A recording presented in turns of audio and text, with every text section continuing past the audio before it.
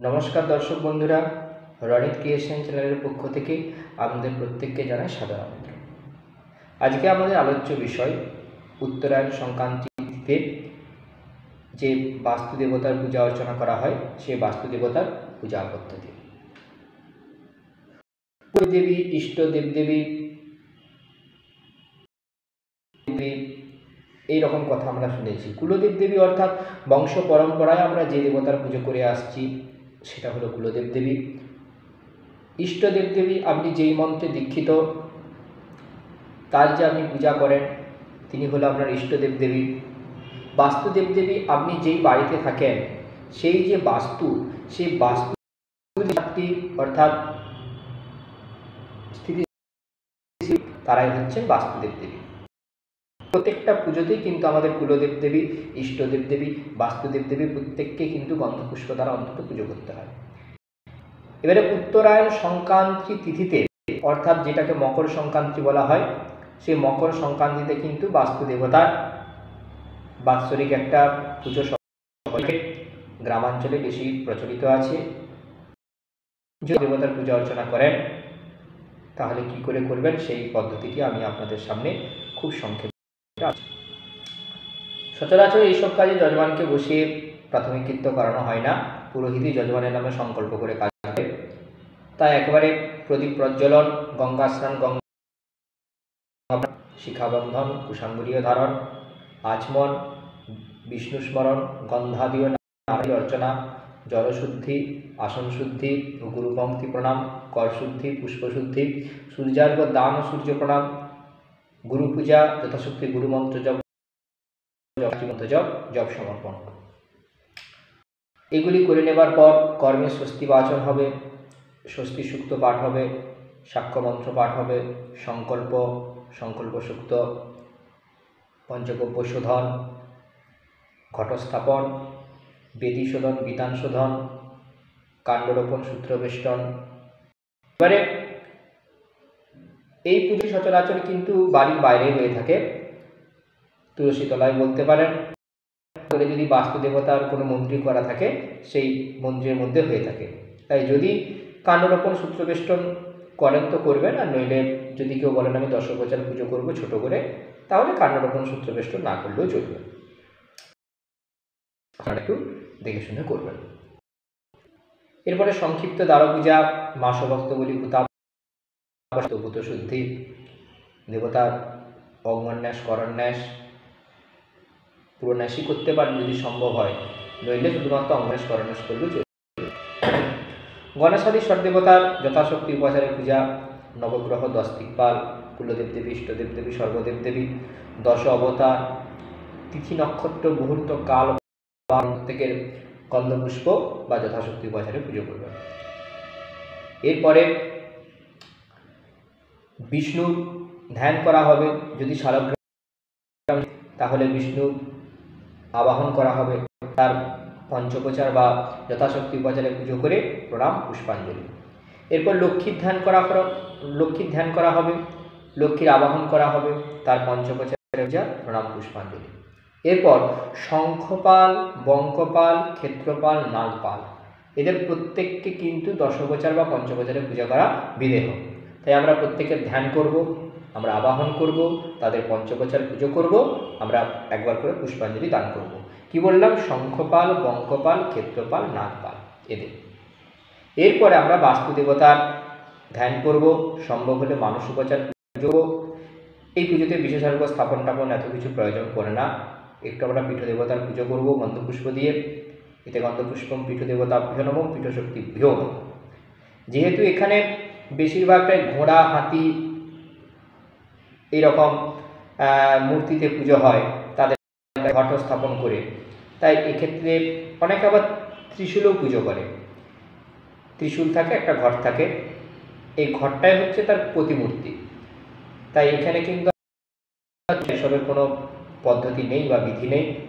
তাহলে আমরা বাস্তু দেবতার ধ্যান করব, ধ্যান করার পর আবাহন করব, আবাহন করার পর তার ষোড়শোপচার বা করব। এরপর আমরা প্রণাম দান করব, আবরণ দেবতাগণকে প্রচার বা গন্ধপুষ্প দ্বারা পুজো করব। গ্রাম্যস্থ যে দেব দেবতা বা যদি গ্রাম্যস্থ আরাধ্য কোনো দেবতা থাকে তাকে আমরা যথাশক্তি উপাচারে বা পঞ্চোপচারে পুজো করতে পারি। পুষ্পম গ্রাম্য দেবদেবীভ্যো নমঃ মন্ত্রে আমরা শুধুমাত্র গন্ধপুষ্প বা পঞ্চোপচারেও পুজো করতে পারি। বাস্তুজাগ করার সময় যেমন পায়সবলি দান করতে হয়, এখানেও কিন্তু শঙ্খপাল, বঙ্কপাল, ক্ষেত্রপাল, নাগপাল দেবতা এদেরকে কিন্তু পায়সবলি দানের একটা বিধি থাকে। এবারে এখানে একটি বিশেষ দ্রষ্টব্য বিষয় আপনারা মন দিয়ে শুনবেন, সেটি হচ্ছে এখানে তো আমরা হোমকুণ্ডের মধ্যে আর পায়সবলি করতে পারবো না। সেই ক্ষেত্রে কী হয়, বাড়ির মধ্যেই এখন যেটা প্রচলিত আছে গ্যাস বা স্টোভ বা উনুন, এতে আমরা হাঁড়ি বস করিয়ে ভালো করে পায়েস রান্না করব। পায়েস রান্না করে আমরা 4টি মাটির খুঁড়িতে বা 4টি পেতলের পাত্রে আমরা 5টি পেতলের পাত্রে আমরা সাজিয়ে শঙ্খপাল, বঙ্কপাল, ক্ষেত্রপাল দেবতাকে পায়সবলি নিবেদন করব। যদি এটা করেন তো করতেও পারেন, আর নইলে বাদ দিলেও কোনো অসুবিধা নেই। এসো পায়সবলি ওম শঙ্খপালায় নমঃ, এসো পায়সবলি ওম ক্ষেত্রপাল, এসো পায়সবলি ওম বঙ্কপালায় নমঃ, এসো পায়সবলি ওম নাগপালায়, এসো পায়সবলি ওম বাস্তু রাজায় নমঃ বা বাস্তুস্পতয়ে নমঃ নিবেদন করলাম। যদি আরেকটা বিষয় বলে রাখি, যদি আলাদা কোনো বাস্তু দেবতা আপনাদের থাকে, যেমন মনে করুন মনসা দেবী আপনাদের বাস্তু দেবতা, ওই দিন মনসা দেবীর পুজো হয়, তাহলে এখানে কিন্তু বাস্তু দেবতার পঞ্চোপচারে পুজো করবেন। ওই যে ধ্যান মন্ত্র আছে, তারপরে ওই মনসা দেবীর কিন্তু বিশেষ উপাচারে অর্থাৎ 10 বা 16 পুজো করবেন। যদি একান্তই বাস্তু দেবতার কোনো ধ্যান থাকে, সেই বাস্তু দেবতার মানে সঠিকভাবে কোনো ধ্যান প্রণাম আপনার জানা নেই, তাহলে বইতে যে বাস্তু দেবতার ধ্যান প্রণাম আছে সেই ধ্যান প্রণামে কিন্তু আপনারা পুজো করতে পারেন। এরপরে আপনারা আরতি করবেন, জপ সমর্পণ, ক্ষমা মন্ত্র পাঠ। এবারে যদি সম্ভব হয় তো হোমও করতে পারেন, যেহেতু বাৎসরিক পূজা হোম করলে খুব ভালো। যদি হোম করেন তাহলে বাস্তু দেবতার যে সমিত অর্থাৎ বিল্বপত্র সমিত দ্বারা হোম করবেন, 28টি বিল্বপত্র সমিত। আর শঙ্খপাল, বঙ্কপাল, ক্ষেত্রপাল, নাগপাল প্রত্যেককে 8টি করে বিল্বপত্র বা 5টি করে বিল্বপত্র বা আহুতি দিয়ে হোম করলেও চলবে। বাকি যেমন হোম পদ্ধতি আমি আগের ভিডিওতে আলোচনা করেছি, যজুর্বেদীয়, সামবেদীয়, তন্ত্রোক্ত হোম পদ্ধতি, যেই বেদ অনুসারে বা তন্ত্রমত অনুসারে যদি পুজো করেন এই বাস্তু দেবতার পুজো, সেই মত অনুসারে কিন্তু হোম ক্রিয়াটি করবেন। এরপর একটি ডালা রাখতে হয়, অর্থাৎ একটি ঝুড়ি বা একটি যে ঠেকা কিনতে পাওয়া যায়, সেই ঠেকা কিনতে পাওয়া যায় বা ছোটো ঝুড়ির মধ্যে আমরা হচ্ছে ওই একটু খই মুরকি দেব, আমরা নাড়ু দেব, একটা পান, একটা কলা, একটা সুপারি, একটি বইতে একটা কড়ি, একটা কলা, একটা কাঁচা টাকা, এগুলি দিয়ে আমরা একটা খেলাটি ব্রাহ্মণকে নিবেদন করতে হয়। যে কৃতি তিনি হচ্ছে ব্রাহ্মণের হস্তে এটি নিবেদন করে দেবেন পূজা অন্তে। এরপরে যার বাড়িতে পুজো হচ্ছে তার স্ত্রীর কর্তব্য ওই দিন একটি বস্ত্র তার স্বামীকে উপহার স্বরূপ দেওয়া। এগুলি এখন লোকাচার বশতই করা হয়, সব জায়গায় এরকম বিধি নেই, তাই এই বিধিও বাদ দিয়ে দেবেন। এরপরে দক্ষিণান্ত বৈকুণ্ঠ জলগণ্ডুস্ত্যাগ, শান্তি জল প্রদান, চরণামৃত দান করতে হবে। শান্তি জলটা অবশ্যই প্রসাক্ষী জলে দেওয়ার দরকার নেই। বাস্তুদেবতার ঘরটি হচ্ছে ক্ষমস্য বাস্তুদেব পরিবার ও মনুষ্যহিতে সমস্য বলে বাস্তুদেবতার ঘরটি নেড়ে সেখান থেকে হচ্ছে যদি সুতা দিয়ে ঘেরা থাকে তাহলে সূত্রটি কেটে দিতে হবে, দিয়ে সেই ঘর থেকে জল নিয়ে শান্তি জল স্বরূপ প্রত্যেকের মাথায় ছিটিয়ে দেবেন। এরপরে আসি স্বস্তিবাচন। ওম কর্তব্যস্মিন গণপত্যাদিদেবতা পূজাপূর্বক শঙ্খপাল, বঙ্কপাল, ক্ষেত্রপাল, নাগপাল, বাস্তুপাল পূজারূপ বাস্তু পূজন কর্মণি ওম পুণ্যাহং ভবন্তু ব্রবন্তু দিয়ে ওম স্বস্তি ভবন্তু ব্রবন্তু, ঋদ্ধিং ভবন্তু ব্রবন্তু। আগে স্বস্তি ভবন্তু ব্রবন্তু বলবে, তারপর পুণ্যাহং ভবন্তু ব্রবন্তু, ঋদ্ধিং ভবন্তু ব্রবন্তু। এটি হলো স্বস্তিবাচন। সংকল্প কীরকমভাবে গঠন করবেন, এখানে কিন্তু মুখ্যচন্দ্র মাস উল্লেখ হবে, সৌর মাস উল্লেখ হবে না। विष्णुरो तत्सतमोऽद्य पौषे मासि कृष्णे पक्षे प्रतिपदां तिथौ उत्तरायण संक्रांताम। অমুক গোত্র শ্রী অমুক দেব শর্মা ব্রাহ্মণের নাম গোত্র দিয়ে অমুক গোত্রস্য সদারাবদ্ধ পরিবারবর্গ সহিত অমুক দাসস্য বা অমুক দেব শর্ম। এবারে বলবেন বাস্তু দেবতানাং কৃপয়া সর্বাপচ্ছান্তি পূর্বক বিপুল ধনধান্য রাজ সমৃদ্ধি বিবর্ধন আদি ভৌতিক সর্ব উপদ্রব উপশমন সর্ব গণপতি আদি নানা দেবতা পূজা পূর্বক শঙ্খপাল বঙ্কপাল ক্ষেত্রপাল নাগপাল বাস্তুপালনাং পূজারূপ বাস্তু পূজনম অহং করিষ্যামি। সেটু পরার্থ করছেন। এবারে আরেকটা জিনিস আপনাদেরকে বলি, সেটি হচ্ছে এত বড় সংকল্প যদি না বলতে পারেন তাহলে আমি আগে যেমন সংকল্প গঠন করে দিয়েছিলাম সহজ সংক্ষেপ সেরকমভাবে করতে পারেন।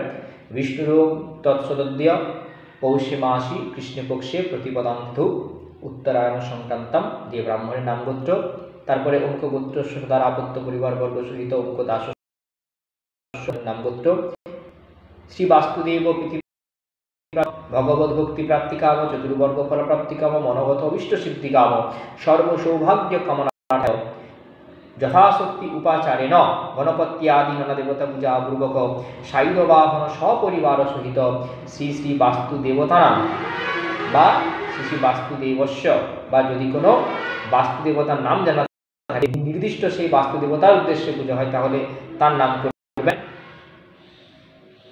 যেমন বা সন্ন্যাসীর অনেক জায়গায় পুজো হয় সেই রকম, কিন্তু যদি নাম জানা থাকে তাহলে তাদের নাম বলবেন, নইলে শুধুমাত্র বলবেন বাস্তুদেবস্য বা বাস্তু দেবতানাং পূজনম অহম করিষ্যামি বা বাস্তুদেবস্য পূজনম অহম করিষ্যামি বললেও কিন্তু চলবে। গঠনটি নিজেদের মতন করে করবেন, যেটি ভালো লাগবে সেটি আপনারা করতে পারেন। এবারে যে মকর নৈবেদ্য করা হয়, মকর নৈবেদ্য একটা এই মকর সংক্রান্তি একটা তিথিতে করা হয়, এখানেই করা হয়। এখনও গ্রাম বাংলায় অনেক জায়গায় মকর সংক্রান্তির পরেও পয়লা মাঘ দোসরা মাঘ বাস্তু দেবতাদের যে পুজো হয় অনেক অনেক সেই বাস্তু দেবতাদের মকর নৈবেদ্য করা হয়। মকর সংক্রান্তির দিন যে মকর করা হবে তার উপাচার হচ্ছে আতপ চালকে ভালো করে বাটতে হবে। সেই আতপ চাল বাটা, তার সঙ্গে গুড়, পরিমাণ মতো বেশি করে দুধ, নানা রকমের ফলের টুকরো, একটু আদাকে ছিঁচে দিতে হবে, একটু মুগ কলাই বাটা, হালকা বাটা, এরপরে গোলমরিচ, এলাচ, লবঙ্গ, দারুচিনি এইগুলোকে গুঁড়ো করেও দিতে পারেন বা রেডিমেড যেগুলো দিতে পারে সেটিকেও দিতে পারেন পরিমাণ মতো। এইগুলোকে দিয়ে ভালোটি করে হচ্ছে মেখে নিতে হবে, আর একটু ঘিয়ের ছিটে একটু মধু, এগুলি কিন্তু মকর সংক্রান্তির দিনে মকর যে আমরা ভোগটি করব তার হচ্ছে এগুলি উপকরণ। নানা রকমের ফল দেবেন, বিশেষ করে এই সময় হচ্ছে রাঙালু, শাঁকালু, তারপর মটরশুঁটি, এগুলো বিশেষভাবে ভালো করে দেওয়া হয়। চালের গুঁড়িটা অর্থাৎ যেটা চাল বাটাটা থাকে আতপ চাল বাটা, সেটা যতটা কম দেবেন ততটা ভালো, বেশি চাল বাটা দেওয়ার প্রয়োজন নয়। দুধ আর গুড়টা কিন্তু বেশি করে দেবেন মকর নৈবেদ্য করার জন্য। নিবেদন মন্ত্র নানাবিধ ফলমূল উপকরণাদি সহিত ইদং মকর নৈবেদ্য ওম অমুক দেবতায় নমঃ। বিষ্ণুকে নিবেদন করেন তাহলে ভগবতী শ্রী বিষ্ণবে নারায়ণায় নমঃ, বা যদি বাস্তুদেবকে নিবেদন করে বাস্তুস্পতয়ে নমঃ। নানাবিধ ফলমূল উপকরণ আদি সহিত ইদং মকর বাস্তুস্পতয়ে নমঃ বা বাস্তুপালায় নমঃ বা বাস্তু রাজায় নমঃ। মোটামুটি এটি ছিল আমাদের উত্তরায়ণ সংক্রান্তিতে যে বাস্তু দেবতার পুজো হবে সে বাস্তু দেবতার পুজোর ক্রম। আশা করি ভিডিওটি খুব ভালো লাগবে। ভিডিওর মধ্যে ভুল তাহলে সেটি ক্ষমা সুন্দর দৃষ্টিতে দেখবেন। সবাই খুব সবার দিনটি খুব ভালো কাটুক। সকলকে মকর সংক্রান্তির আগাম শুভেচ্ছা।